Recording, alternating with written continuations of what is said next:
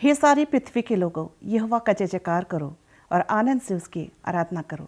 इस खूबसूरत वचन के साथ मैं आप सभी दर्शकों का आज के हमारे सब स्कूल पाठ के अध्ययन में हार्दिक स्वागत करती हूं। और साथ ही साथ आज हमारे गेस्ट हैं पास्टर आर भारती और पास्टर फ्रैंकलिन फ्रांसिस।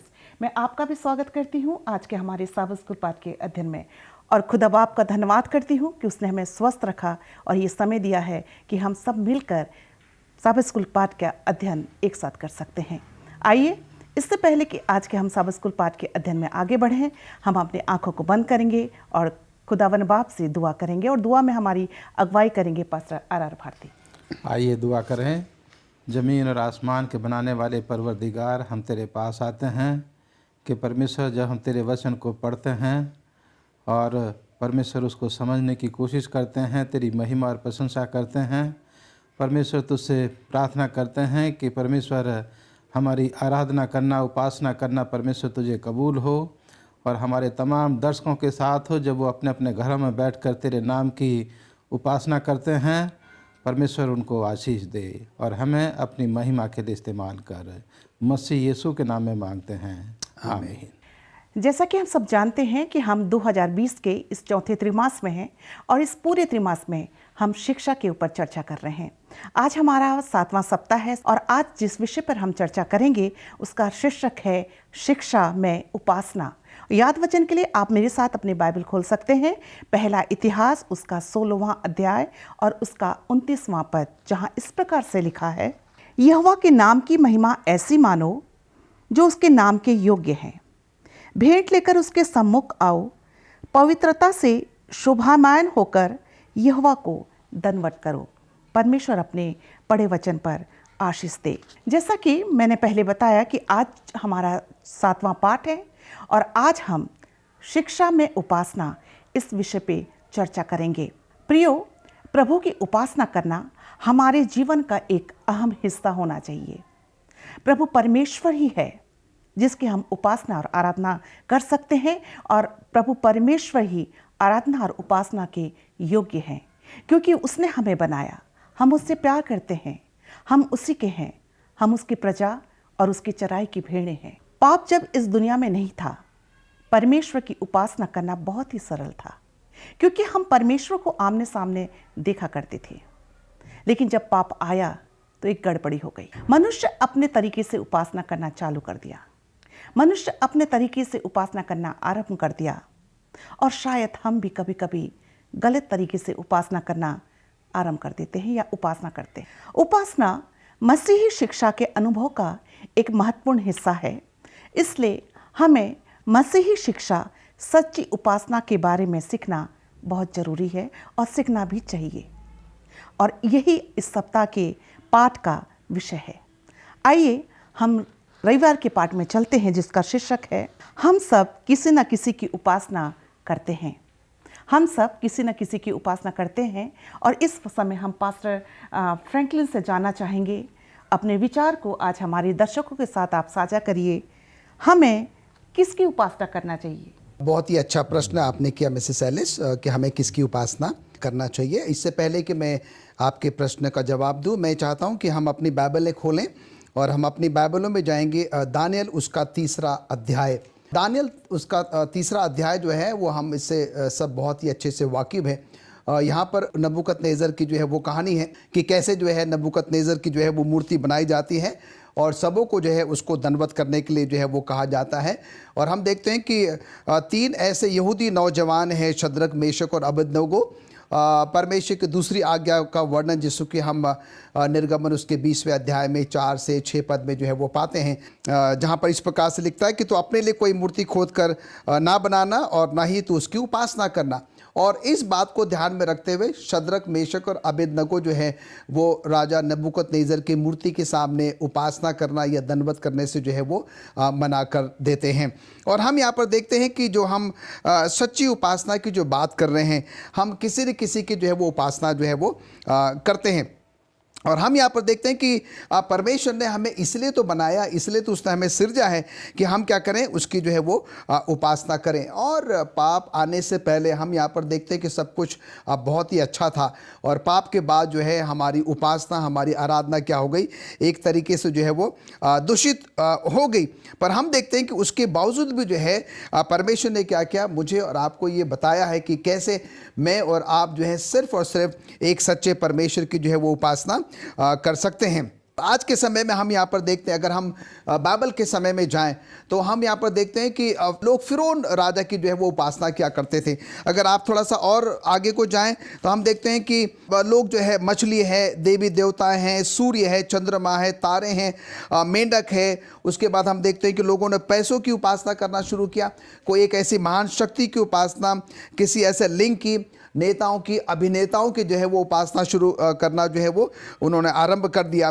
और उसके बाद हम देखते हैं कि आज हमारे ही अपने कुछ मसीह लोग क्या करते हैं, यीशु मसीह की जो माँ है, माता जो है मरियम, उसकी भी जो है वो उपासना करते हैं। कई बार हम जो है ये भूल जाते हैं कि परमेश्वर का वचन जो है मुझे और आपको जो है वो क्या कहता है। मुझे और आपको जो है इन सारी बनाई हुई वस्तुओं की, चीज़ों की जो है उपासना नहीं करने के लिए सलाह दी जाती है। क्यों? क्योंकि ये जो है बनाई हुई वस्तुएं हैं, हमें एक ऐसे परमेश्वर के सृष्टिकर्ता की उपासना करना है जिसने हम सबको स्वयं बनाया है, अपने स्वरूप में, अपनी समानता में जो है उसने हमें सिरजा है। और इसलिए आज के सबे स्कूल पाठ में हमें और आपको ये सीखना ज़रूरी है कि जब हम बात करते हैं उपासना की, हम किसी न किसी की उपासना तो करते हैं, पर सवाल ये उठता है कि क्या मैं सच्ची उपासना कर रहा हूँ या नहीं हूँ? क्या मैं सच्चे परमेश्वर की उपासना कर रहा हूँ या नहीं हूँ? या फिर मैं जो है कुछ ऐसी गलत चीज़ों की या गलत व्यक्ति की जो है वो उपासना कर रहा हूँ जो कि वो ग्रहण योग्य नहीं है। तो आज के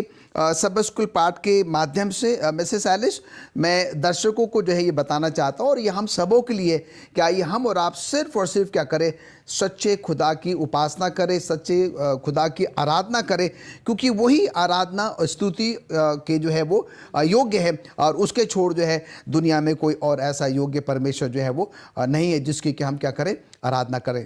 जैसे मिसेस फ्रांसिस ने सवाल पूछा कि हम किसकी आराधना करें, तो यहाँ हम देखते हैं कि इंसान जो है वो अपनी प्रकृति से ही किसी न किसी की उपासना करना चाहता है।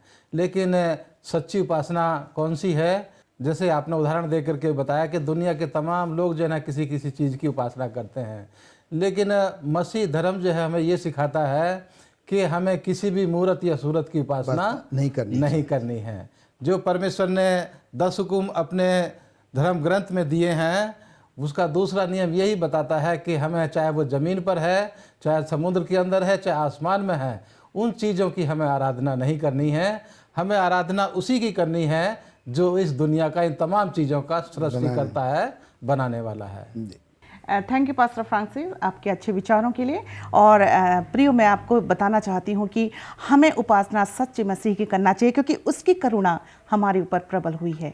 आइए हम सोमवार के पाठ पे चलेंगे, और सोमवार के पाठ को ध्यान पे रखते हुए पास्टर भारती, आपसे मैं जानना चाहती हूँ, और आप अपने विचारों को आज हमारे दर्शकों के साथ साझा करें कि उपासना क्या है। ये बहुत ही अच्छा सवाल है हम तमाम के लिए और हमारे दर्शकों के लिए भी, कि उपासना क्या है। इसको जो है, जैसे अभी हमने सोमवार के पर्चे में सीखा कि हम किसकी उपासना करें, अब हम यहाँ पर ये सीखना चाहते हैं कि उपासना क्या है। जैसे सोमवार के पर्चे के द्वारा हमने सीखा कि हम उसी की उपासना करें जो सृष्टि करता है, जिसने ज़मीन, आसमान और समुद्र के सोते जो हैं जिसने बनाए हैं। अब हम यहाँ पर देखते हैं कि उपासना क्या है और किस तरीके से जो उसको करना चाहिए। तो यहाँ हम देखते हैं कि परमेश्वर ने इंसान को इस दुनिया में इसलिए सृष्टि की, इसलिए सृजा कि परमेश्वर की आराधना जो है, उपासना इंसान कर सके, उसको याद कर सके, उसका धन्यवाद दे सके और उसकी महिमा कर सके। तो उपासना जो है, आज अगर हम यहाँ आज के वातावरण में देखते हैं, जो हमारा आज का पर्चा दिखाया गया है कि हमारे जो इस्राएली लोग थे, उनके जीवन का भी उपासना करना एक अहम हिस्सा था, एक बहुत ज़रूरी हिस्सा था उनके जीवन का।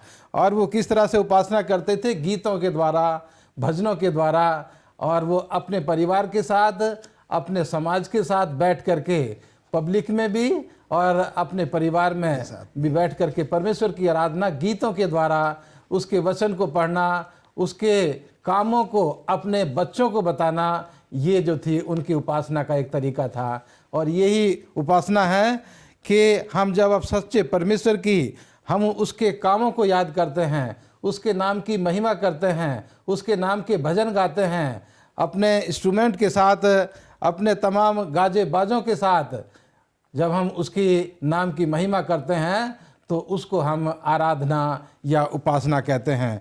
हम इस चीज़ के द्वारा, इस उपासना के द्वारा हम परमेश्वर के इस सच्चे वचन को अपने बच्चों को भी हम सिखाते हैं, क्योंकि हम देखते हैं कि बच्चे जो हैं वो कहानियाँ सुनना बहुत पसंद करते हैं। इसलिए परमेश्वर ने ये कहा कि तुम अपने बच्चों को कहानियों के द्वारा, जो परमेश्वर ने तुम्हारे साथ काम किए हैं, उनको कहानियों के द्वारा अपने बच्चों को सिखाते रहना, उनको गीत सिखाते रहना, उनको परमेश्वर के बारे में बताते रहना।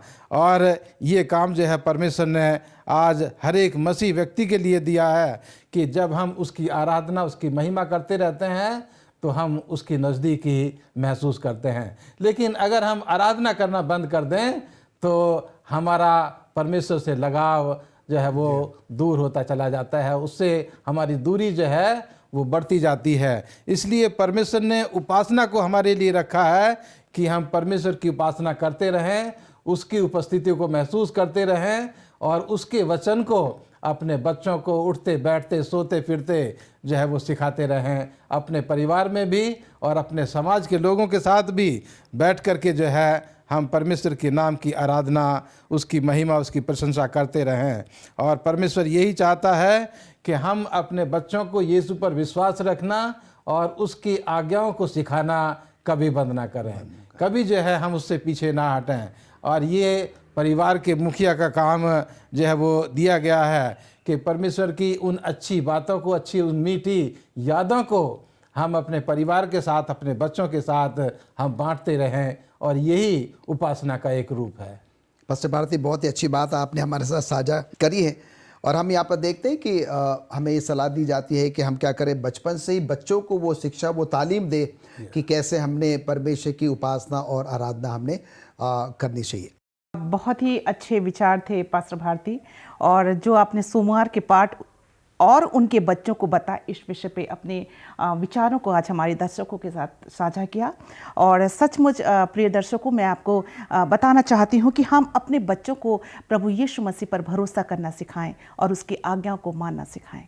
आइए हम मंगलवार के पाठ पे चलेंगे, और मंगलवार के पाठ का शीर्षक है आत्मा और सच्चाई से। पास्टर फ्रैंकलिन, आप अपने विचारों को आज हमारे दर्शकों के साथ साझा करें कि आत्मा और सच्चाई में उपासना करने का सबसे अच्छा तरीका क्या है। अगर हम यूहन्ना उसके 4 अध्याय में उसके 7 पद से लेकर 26वें पद तक अगर हम जाएं, ये अध्याय और ये आयतें भी बड़ी कॉमन है, हम सब इसके बारे में जानते हैं। और यहाँ पर जो है वो सामरी स्त्री की जो है वो कहानी है, कैसे यीशु मसीह जो है वो छठे पहर में जो है वो याकूब के कुएं के पास आते हैं, और उस छठे पहर में जो है सामरी स्त्री वहाँ पर पानी भरने के लिए जो है वो आती है। और हम यहाँ पर देखते हैं कि हम उस कहानी के हिस्से में जो है वो नहीं जाएंगे, पर यहाँ पर जो है 2-3 आयतें मैं आपके साथ साझा करना चाहता हूँ जो कि इस पाठ के साथ जो है वो संबंध रखती है। 24वां पद यहाँ पर इस प्रकार से लिखता है कि परमेश्वर आत्मा है और अवश्य है कि उसकी आराधना करने वाले आत्मा और सच्चाई से आराधना करें। स्त्री ने उससे कहा, मैं जानती हूँ कि मसीह जो क्रिस्त कहलाता है आने वाला है, जब वो आएगा तो हमें सब बातें बताएगा। यीशु ने उससे कहा, मैं जो तुझसे बोल रहा हूँ मैं वही हूँ। तो यहाँ पर हम देखते हैं कि स्त्री से जो है ये बताया गया कि कैसे जो है वो परमेश्वर आत्मा है और अवश्य है कि उसकी आराधना करने वाले जो हैं, जो मैं और आप हैं, परमेश्वर की जो आराधना स्तुति करते हैं, मुझे और आपको ये सलाह दी जाती है कि हम क्या करें, उसकी आराधना जो है आत्मा में और सच्चाई में जो है वो भर कर करें। अब सवाल ये उठता है कि हम और आप आत्मा में आराधना कैसे कर सकते हैं, आत्मा में आराधना करने का तात्पर्य या उसका मतलब जो है वो क्या होता है। और हम यहाँ पर देखते हैं कि बताया जाता है कि आत्मा में आराधना करने का मतलब ये होता है कि अगर मैं और आप प्रभु को प्रेम करते हैं, मेरी और आपकी आराधना क्या होगी? एक सच्ची आराधना होगी। मैं और आप बड़े आदर के साथ, बड़े सम्मान के साथ क्या करेंगे? प्रभु की आराधना जो है वो करेंगे। और पवित्र आत्मा जो है हमें क्या करती है? इसमें हमें मदद करती है कि कैसे हम अपने पापों से, गुनाहों से जो है वो पश्चाताप कर सकते हैं, तौबा कर सकते हैं। कैसे हम पवित्र आत्मा के द्वारा जो है एक नया जन्म जो है वो ले सकते हैं। क्योंकि अजीज़ों, हमें और आपको जो है वो नया जन्म लेना जो है वो बहुत ही ज़रूरी है। और ये पवित्र आत्मा मुझे और आपको कायल करता है कि मैं और आप क्या हैं? पापी हैं, गुनहगार हैं, और मुझे और आपको जो है एक नए जन्म की जो है प्रभु में मुझे और आपको पाक और पवित्र होने की जो है वो ज़रूरत है। और इसीलिए हम देखते हैं कि मुझे और आपको जो है प्रेम के साथ जो है आत्मा में क्या करना है? प्रभु की आराधना करना है। और जब हम बात करते हैं सच्चाई के बारे में, तो हम यहाँ पर देखते हैं कि सच्चाई के साथ मुझे और आपको जो है वो परमेश्वर की उपासना, आराधना करने की जो है वो सख्त ज़रूरत है। मुझे और आपको वो ज्ञान, वो समझ, वो बुद्धि होनी चाहिए कि मैं और आप जो है क्या सचमुच में वैसे ही आराधना कर रहे हैं जैसे कि परमेश्वर का वचन कहता है। कई बार हमने देखा है कि हम आराधना में तो बैठे होते हैं, पर शायद हमारा मन, हमारा सोच विचार जो है कहीं और जो है वो भटक रहा होता है। तो अगर हमारी आराधना ऐसी है तो अजीज़ों, हमारी आराधना जो है वो स्वीकार नहीं की जाएगी। इसका मतलब ये होता है, इसका तात्पर्य ये होता है कि हम आत्मा में और सच्चाई में जो है वो आराधना नहीं कर रहे हैं। जब कभी भी जो है हम और आप प्रभु की उपासना में, प्रभु की आराधना में बैठते हैं, तो हम प्रभु में लीन हो जाएं। हमारा और आप प्रभु का संबंध जो है एक घनिष्ठ हो जाए। हमारे और प्रभु के बीच में कोई और दूसरी चीज़ जो है वो ना आने पाए। इसी का मतलब होता है कि आत्मा और सच्चाई में क्या करना है? प्रभु की जो है वो आराधना करना है, जिसके कि दो भाग हैं। पहला भाग है अनुभव और दूसरा भाग है सत्य। और ये दोनों भाग जो है हमारे और आपके लिए आराधना में करने में और उपासना करने में जो है बहुत ही अहम भूमिका निभाते हैं। क्योंकि मेरा और आपका भूतकाल का जो अनुभव कैसा रहा है, उसके आधार पर जो है मैं और आप क्या कर सकते हैं? प्रभु के पास जा सकते हैं, प्रभु से प्रार्थना और निवेदन कर सकते हैं। उसके साथ ही साथ जो है मुझे और आपको ये जानना, समझना ज़रूरी है कि क्या मैं सत्यता के साथ, सच्चाई के साथ जो है प्रभु की क्या कर रहा हूँ? आराधना कर रहा हूँ कि नहीं कर रहा हूँ। अगर नहीं है तो फिर क्या होगा कि मेरी आत्मा और सच्चाई की जो आराधना, जो मैं सोचता हूँ, जो हम सब सोचते हैं कि हम लोग कर रहे हैं, शायद वो प्रभु उसको स्वीकार नहीं करेगा। तो इसलिए आइए अजीज़ों, मैडम एलिस, मैं आपके माध्यम से तमाम दर्शकों को ये बताना चाहता हूँ, जब कभी भी हम आराधना में, उपासना में बैठें, बड़े लीन होकर बैठें, परमेश्वर की उपस्थिति हम बैठे होते हैं, तो आइए कि कोई ऐसी बात हमारे माइंड को डिविएट ना करे, हमारा ध्यान अपनी तरफ जो है वो आकर्षित ना करे। सच्चे आत्मा से, सच्चे मन से जो है हम परमेश्वर की उपासना और आराधना हम कर सकें। और सब जैसे आपने बताया, दो चीज़ों की जो यहाँ जब हम आराधना करते हैं परमेश्वर की, बहुत ज़रूरत है, अनुभव और सच्चाई। इन दोनों के द्वारा ही सच्ची आराधना परमेश्वर की हो सकती है कि परमेश्वर के साथ हमारा अपना पर्सनल अनुभव, हमारा अनुभव कैसा है, और उसको हम सच्चाई के साथ, अपने दिल की गहराई के साथ हम परमेश्वर के पास आएँ, तो वो ही सच्ची आराधना है। धन्यवाद देना चाहती हूँ पास्टर फ्रैंकलिन अच्छे विचारों के लिए। और प्रिय दर्शकों, आराधना हो आत्मा से, आराधना हो सच्चाई से, हर एक चीज़ ध्यान रखिए, हर एक चीज़ जिसमें हो प्राण, यहोवा की आराधना करें। आइए हम बुधवार के पाठ पे चलेंगे, और बुधवार के पाठ का जो शीर्षक है सुंदरता जो पवित्र है। और बुधवार के पाठ को ध्यान पे रखते हुए पास्टर भारती, आप अपने विचारों को आज हमारे दर्शकों के साथ साझा करिए कि पवित्रता की सुंदरता, इसका क्या मतलब है? मिसेज फ्रांसिस, जैसा आपने सवाल पूछा कि पवित्रता की सुंदरता, इसका क्या मतलब है, थोड़ा सा मुश्किल सवाल है हमारे दर्शकों के लिए भी और हमारे लिए भी, लेकिन मैं कोशिश करूंगा अपने दर्शकों को समझाने का।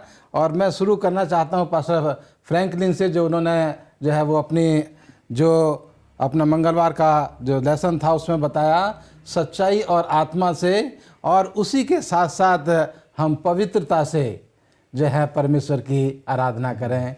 पहला इतिहास उसके 16वें अध्याय को अगर हम पढ़ते हैं तो वहाँ हमें दिखाया है कि परमेश्वर के लोग परमेश्वर की आराधना किस तरह से करते थे। और वहाँ इस अध्याय को जब हम पढ़ते हैं तो दिखाया है कि परमेश्वर का जो मंदिर है वो एक तंबू के अंदर है, और परमेश्वर के लोग उसकी आराधना करने के लिए एक भेंट, चंदा जो है वो परमेश्वर के पास लेकर के आ रहे हैं। और परमेश्वर की जो है वो आराधना कर रहे हैं। और यहाँ मैं बताना चाहता हूँ कि जब लोग परमेश्वर की आराधना करने के लिए आ रहे हैं तो उनके दिल में परमेश्वर के प्रति जो है एक थोड़ा सा एक डर सा है, एक बहुत एक ऐसा भाव है कि वो उसको आदर की दृष्टि से भी देख रहे हैं और उनका उसका परमेश्वर का जो भय है उनके दिमाग में भी है, और उसके साथ वो अपने आप को पवित्र करके परमेश्वर के पास उसकी आराधना करने के लिए आ रहे हैं। तो यहाँ परमेश्वर ने जो है जैसे कहा कि मैं पवित्र हूँ, तो परमेश्वर चाहता है कि मेरे लोग भी पवित्र हों, जैसे मैं पवित्र हूँ मेरे लोग भी पवित्र हों। और जब वो मेरे पास आए तो आत्मा सच्चाई से और पवित्रता के साथ आकर के दिल से उनका दिल जो है वो पवित्र हो, और उनकी जो बाहरी चीज़ें हैं, उनकी जो पोशाक है वो भी जो है गंदी या मैली कुचैली ना हो, वो भी जो है साफ़ सुथरी हो, क्योंकि हम दुनिया के सृष्टिकर्ता से मुलाकात करने के लिए जा रहे हैं, जो हमसे जो है कहीं हमसे कहीं ज़्यादा है। और हम जब किसी व्यक्ति को जो है मिलने जाते हैं जो पद में या समाज में जिसका अच्छा स्थान है, तो अपने आप को जो है तैयार करके और उससे हम मिलने के लिए जाते हैं। तो हम परमेश्वर की जब आराधना करने के लिए जाते हैं तो अपने आप को हम मानसिक तौर से, शारीरिक तौर से और आत्मिक तौर से भी जो है तैयार होकर के परमेश्वर के पास जाएं, क्योंकि हम ये जानते हैं कि परमेश्वर पवित्र है और हम भी जो है पवित्र होकर के परमेश्वर के पास उसकी आराधना करने के लिए जाएं, और इस विश्वास के साथ कि परमेश्वर का नाम जो है वो महान है, परमेश्वर जो है वो पवित्र है, और वो किसी भी खराब चीज़ को या किसी भी अशुद्ध चीज़ को वो पसंद नहीं करता। और इसलिए परमेश्वर के लोग जो थे उसकी आराधना प्रेम के साथ, आदर और भय के साथ उसकी आराधना करते थे। और यहाँ जैसे आपने अभी याद वचन में पढ़ा, पहला इतिहास उसका 16 अध्याय की 29 आयत, कि यहोवा के नाम की महिमा जो है हम माने, क्योंकि वो उस नाम के योग्य है। हम उसकी भेंट उसके पास लेकर के आएँ, क्योंकि पवित्रता से शोभामान होकर यहोवा को दंडवत करें, अपने आप को पूरी तरह से पवित्र करके जो है वो परमेश्वर की आराधना करने के लिए हम जो हैं वो परमेश्वर के पास आएँ। क्योंकि हम देखते हैं कि दुनिया जो है वो आज पाप से भरी हुई है, और लोग तरह तरह से अपने अपने देवताओं की या अपनी अपनी चीज़ों की वो आराधना करते हैं। यहाँ तक भी जो है हम इतिहास में पढ़ते हैं कि लोगों ने जो है अपने अपने देवताओं की उपासना करने के लिए अपने बच्चों को भी जो है उनका सेक्रीफाइस कर दिया, और उनको परमेश्वर के उन्होंने अपने देवताओं के सामने चढ़ाया। लेकिन परमेश्वर जो है वो इस चीज़ को पसंद नहीं करता है। परमेश्वर चाहता है कि हम जो हैं दूसरे लोगों से अलग हों, दूसरे लोगों से हमारा जीवन जो है वो अलग हो, और हम जो है पवित्र दिल के साथ और साफ दिल के साथ आत्मा और सच्चाई में परमेश्वर की आराधना को जो है हम करने वाले हों, और उसकी जो योजना है इंसान को बचाने के लिए उसको हम हमेशा याद करें जब परमेश्वर की हम आराधना करते हैं। तो ये परमेश्वर की जो है वो पवित्रता की सुंदरता है कि परमेश्वर जो है उसने अपने आप को कहा कि मैं पवित्र हूँ, और वो चाहता है कि जो लोग उसकी आराधना करते हैं वो भी पवित्र बने। और हम पवित्र कब बन सकते हैं? परमेश्वर की मदद से ही। यही जो है पवित्रता की सुंदरता है जो परमेश्वर ने मेरे और आपके लिए जो है वो तैयार की है। धन्यवाद देना चाहती हूँ पास्टर भारती आपके अच्छे विचारों के लिए। और आइए हम बृहस्पतिवार यानी कि गुरुवार के पाठ पे चलेंगे, और गुरुवार के पाठ का शीर्षक है झूठे देवताओं की आराधना के लिए लोगों को सिखाना। पास्टर फ्रैंकलिन, आप अपने विचारों को आज हमारे दर्शकों के साथ साझा करिए कि सच्चे मसीह की उपासना करना इतना महत्वपूर्ण क्यों है? मैं चाहता हूँ कि आप मेरे साथ अपनी बाइबल खोलें, मरकुस उसका 7वां अध्याय, और उसकी चंद आयतें हम देखेंगे जो कि आज के सब स्कूल पाठ पर जो है वो आधारित हैं। हम उसके 6वें पद से देखेंगे। लिखता है कि उसने उनसे कहा, यशायाह ने तुम कपटियों के विषय में बहुत ठीक भविष्यवाणी की है। जैसा लिखा है, ये लोग होठों से तो मेरा आदर करते हैं पर उनका मन मुझसे दूर रहता है। व्यर्थ मेरी उपासना करते हैं, क्योंकि मनुष्य की आज्ञाओं को धर्मोपदेशक करके सिखाते हैं, क्योंकि तुम परमेश्वर की आज्ञाओं को टालकर मनुष्यों की रीतियों को मानते हो। तो यहाँ पर हम देखते हैं कि मिसेस एलिस, जो आज के गुरुवार का जो पाठ है, झूठे देवताओं की आराधना के लिए लोगों को सिखाना। तो यहाँ पर हम देखते हैं कि आज के परिवेश में, आज के समय में, जिसके बारे में हम मत्ती 24 में भी पढ़ते हैं कि अंत के दिनों में जो है ऐसे झूठे भविष्यवक्ता, ऐसे झूठे लोग जो है क्या हो जाएंगे, खड़े हो जाएंगे, लोगों को अपने तरफ आकर्षित करेंगे, लोगों को अपने तरफ जो है वो भरमाएंगे, और वो क्या करेंगे, उनकी आराधना और उनकी उपासना जो है वो करेंगे।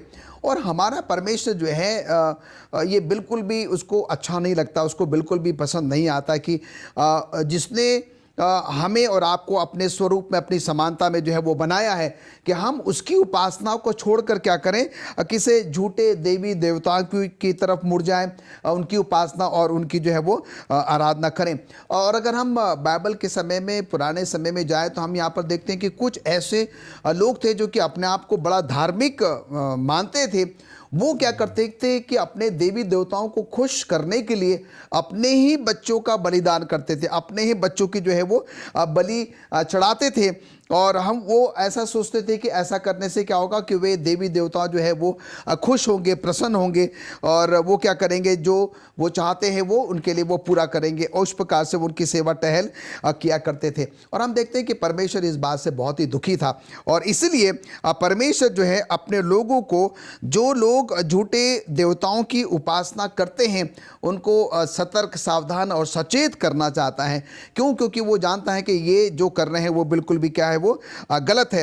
और वो हमें और आपको क्या है कि एक सच्चे परमेश्वर की आराधना करना, उपासना करना जो है वो सिखाना चाहता है, बताना चाहता है, जिसका कि वर्णन हम क्या करते हैं, बाइबल में जो है वो पाते हैं।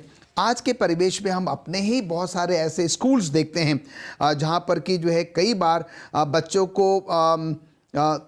पर दबाव डाला जाता है कि वो क्या करें, किसी मूर्ति की जो है वो एक फ़ोटो सामने रख दी जाती है, और उसके सामने क्या करे, वो धन्यवाद करे या उसकी जो है वो उपासना करे।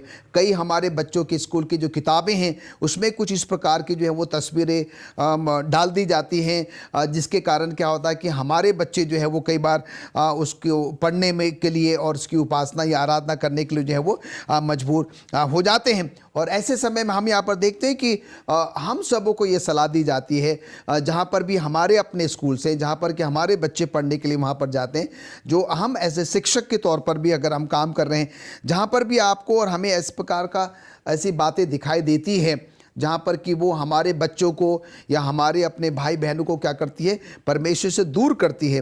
और वे लोग जो झूठे देवी देवता हैं, जिनकी तरफ वो अपने तरफ उनको आकर्षित कर रही हैं, उनकी उपासना, उनकी आराधना करने के लिए ये मेरी और आपकी जिम्मेदारी बनती है मिसेस एलिस, और हम सब जितने भी दर्शक गण सुन रहे हैं कि हम क्या करें, अपने आप को सतर्क और सावधान तो रखें, हम ये गलती बिल्कुल भी ना करें, और दूसरे अगर कोई गलती कर रहा है तो हम क्या करें, उनको भी इससे सचेत और सावधान करें। क्योंकि आज के समय में हम यहाँ पर देखते हैं कि कुछ ऐसे लोग जो हैं हमारे ही अपने दायरे में आ जाते हैं, जो कि कुछ इस प्रकार के देवी देवताओं की जो है पूजा करते हैं, उपासना करते हैं, और दूसरों को भी अपने तरफ जो है वो आकर्षित करते हैं। तो आइए, परमेश्वर का जो वचन है मुझे और आपको ये सलाह देता है कि हम और आप क्या करें, सिर्फ और सिर्फ सच्चे खुदा की, सच्चे ईश्वर की आराधना और उपासना हम करें। पास्टर फ्रैंकली, मैं आपका धन्यवाद देना चाहती हूँ। आपने अपने विचारों को आज हमारे दर्शकों के साथ साझा किया। आइए हम शुक्रवार के पाठ में चलेंगे, और शुक्रवार के पाठ को ध्यान पे रखते हुए पास्टर भारती, मैं आपसे जानना चाहती हूँ, और आप अपने विचारों को आज हमारे दर्शकों के साथ साझा करिए कि सरगम या गुनगुने मसीही कौन है। मिसेस फ्रांसिस, आपने ये सवाल रखा, ये सवाल मसीही लोगों के लिए है। ये एक चर्च के लिए नहीं, बल्कि जितने भी मसीह लोग हैं दुनिया में, ये उन तमाम के लिए ये सवाल है कि सर्द गर्म मसीही जो हैं वो कौन हैं।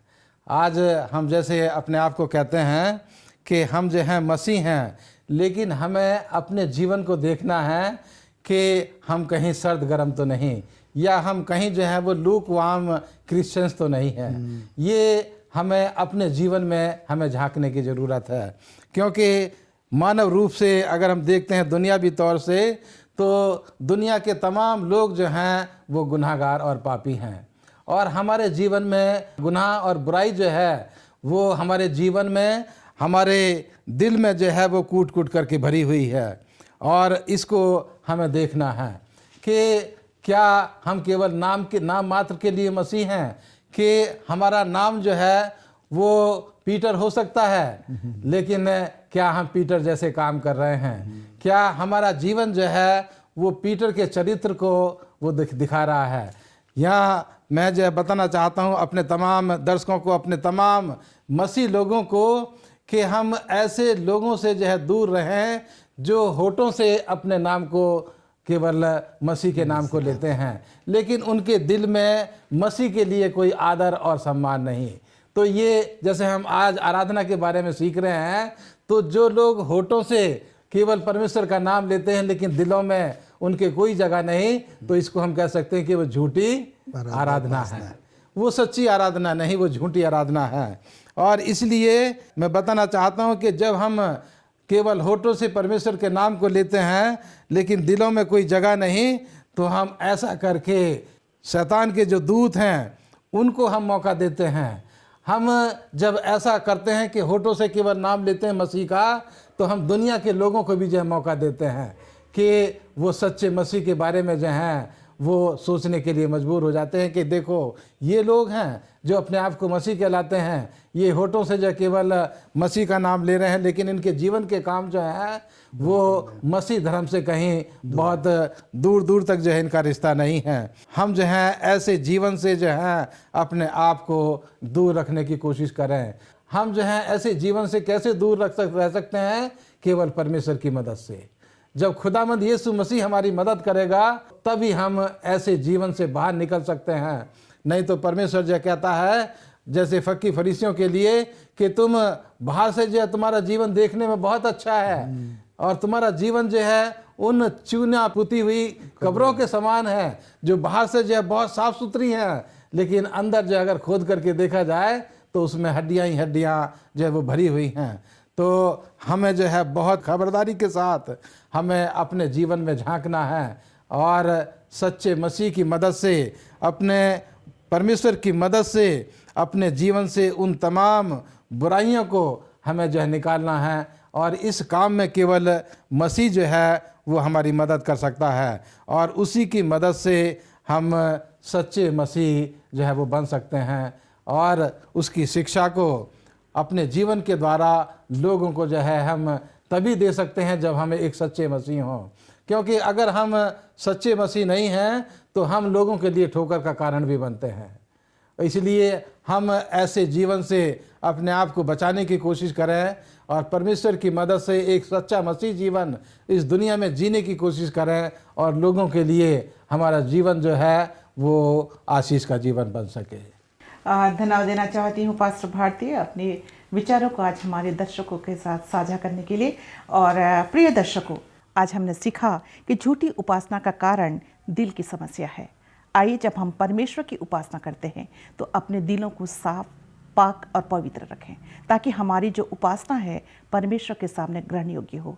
क्योंकि हम देखते हैं भजन संहिता उस 51 चैप्टर और उसके 17वां पद में जहाँ पे लिखा है कि टूटा मन परमेश्वर के योग्य बलिदान है और टूटे और पिसे हुए मन को वह तुच्छ नहीं जानता। आइए हम इस बात को ध्यान पे रखें कि जब हम परमेश्वर के पास आते हैं, परमेश्वर की उपासना करते हैं, परमेश्वर की आराधना करते हैं तो सच्चे मन से और सच्चे दिल से और पवित्र दिल से करें। परमेश्वर हम सबको आशीष और बरकत दे। और इससे पहले कि आज के हम अपने साबत स्कूल पाठ के अध्ययन को ख़त्म करें, मैं जो मेरे साथ आज हमारे मेहमान थे पास्टर आर भारती और पास्टर फ्रैंकलिन फ्रांसिस, मैं आप दोनों का धन्यवाद करती हूँ कि आपने अपने खूबसूरत विचारों को आज हमारे दर्शकों के साथ साझा किया और उम्मीद करती हूँ कि आज जो हमारे दर्शक हैं आपके विचारों के द्वारा आशीषित हुए होंगे। आइए हम अपने साबत स्कूल पाठ को ख़त्म करने के लिए दुआ करेंगे और पास्टर फ्रैंकलिन आप हमारी दुआ में अगुवाई करें। आइए प्रार्थना करें। आसमान और ज़मीन को बनाने वाले स्वर्गीय पिता परमेश्वर, आज के पवित्र शब्द के लिए और आज की पवित्र संगति के लिए, आज के पवित्र सबत स्कूल पाठ के अध्ययन के लिए प्रभु हम आपका लाखों लाख धन्यवाद देते हैं कि आपने हमें एक और शब्द दिया, एक और मौका दिया कि हालांकि हम अपने अपने घरों में प्रभु बैठकर आपके सब स्कूल पाठ का अध्ययन कर सके। आज आपने हमें सच्ची उपासना, सच्ची आराधना के विषय में प्रभु सिखाया है। हमारी मदद करें कि प्रभु जब कभी भी हम आपकी आराधना उपासना में बैठते हैं, हम आत्मा और सच्चाई से आपकी आराधना और उपासना करने वाले बन सकें। प्रभु कई बार हमसे ये गलतियां हो जाती हैं, हम कुछ ऐसी चीज़ों की प्रभु उपासना आराधना करना शुरू कर देते हैं। हम आपसे ज़्यादा प्रभु संसारिक चीज़ों को जो है वो प्यार करना शुरू कर देते हैं। और इसीलिए प्रभु आज के सब स्कूल पाठ के द्वारा हमने ये सीखा है कि सिर्फ और सिर्फ आप ही उपासना और आराधना के योग्य पिता परमेश्वर है। आपने हमें अपने स्वरूप में, अपनी समानता में बनाया है। इसलिए खुदा बाप, आप हम सबों को ऐसे तौफीक दे कि हम सिर्फ और सिर्फ जो है आपकी उपासना और आराधना करने वाले बन सकें। हम सबों को नाम बनाम आशीष और बरकत दे।